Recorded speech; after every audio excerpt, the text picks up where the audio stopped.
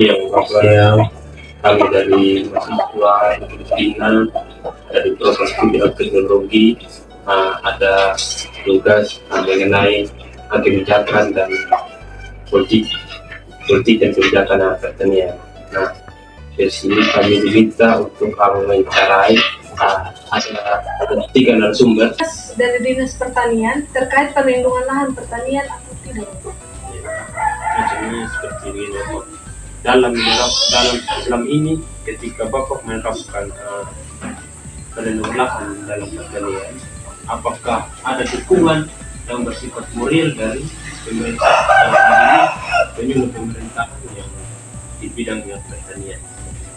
Kalau ada Bapak bisa tidak ada juga. Terima kasih. Jadi begini adik-adik ya. Kalau dukungan pemerintah secara langsung di saya, mungkin saat ini saya belum merasakan karena itu tadi saya belum tergabung dalam kelompok pertanian. Kalau saya sudah tergabung, mungkin saya akan rasakan dampak. Mungkin itu tadi saya bisa diberi dengan harga subsidi, bibit mungkin saya bisa didapat begitu dari kebun, dan terus juga mungkin dalam proses saya berbudidaya tanaman mungkin saya dapat kunjungan, dikasih pemahaman bagaimana saya mengatur pupuk, mengatur pestisida yang harus masuk atau kebutuhan air pada tanaman. Tapi sejauh ini sih belum. Saya juga doa semoga saya proposal yang saya masuk kemarin ya bisa diterima, dan kayak itu tadi saya bisa dapat bimbingan lah dari dari pemerintah, terlebih khusus dari PPN pertanian yang sudah ada saat ini. Kalau macam tadi sudah langsung memang belum, tapi mungkin ada kebijakan yang saya sudah rasakan dari pemerintah sendiri. Terutama untuk generasi sekarang. Lebih baik, ini salah satu pertanyaan yang bagus. Mengenai pertanyaan itu memang saat ini menjadi suatu PR buat kita sih. Baik kita orang pertanian itu jadi PR bagaimana kita bertani bukan hanya untuk hari ini, tetapi kita bertani sampai boleh kita punya anak cucu juga tetap pakai lahan yang sama dengan kualitas tanah dari kesuburan tanah yang masih sama. Nah, upaya-upaya itu yang saya harapkan di mana dari kita sendiri pakai pupuk yang artinya yang organik. Kalau boleh kita sarankan organik. Kalaupun ada kimia kita pakai yang kita pakai dengan takaran yang pas agar tidak terjadi racun itu. Karena pupuk kimia ini kalau kita pakai terlalu berlebihan kan dia bisa beracun. Nah, makanya kenapa kita banyak petani yang kurang sadar akan itu.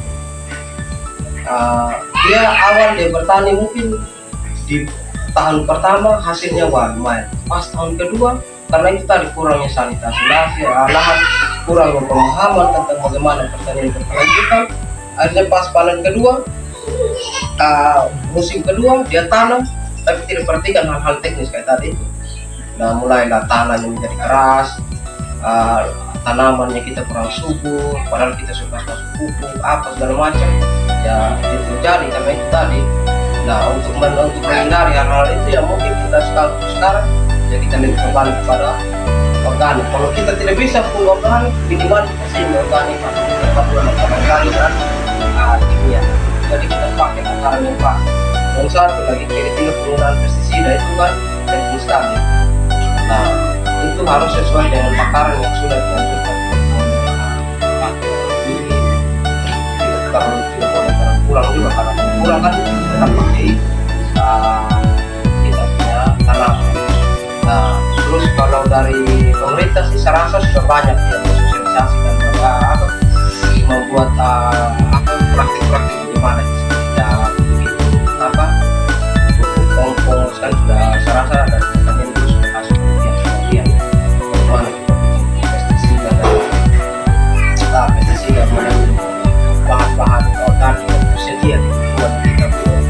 Nah, saya rasa itu yang bukan petani yang saya juga harus berpikir kembali lagi bagaimana saya tidak hanya menanam tapi 3 atau bahkan 5 tahun ke depan bagaimana bersama kita bersama kita juga ya.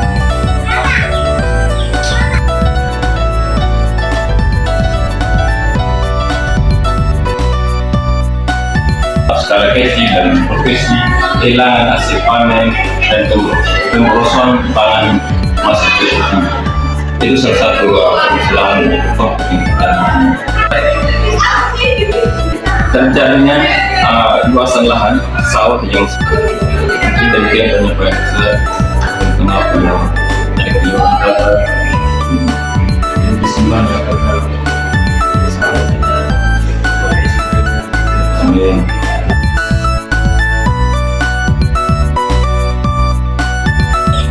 Biasanya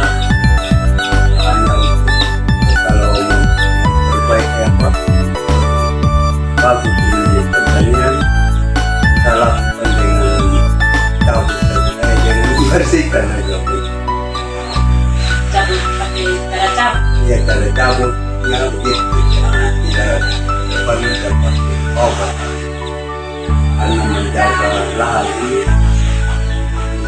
agak beda lagi. Kalau pakai cara disemprot ada penyebab. Lebih baiknya kita pakai cabut.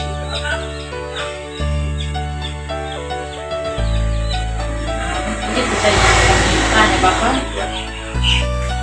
Kasih.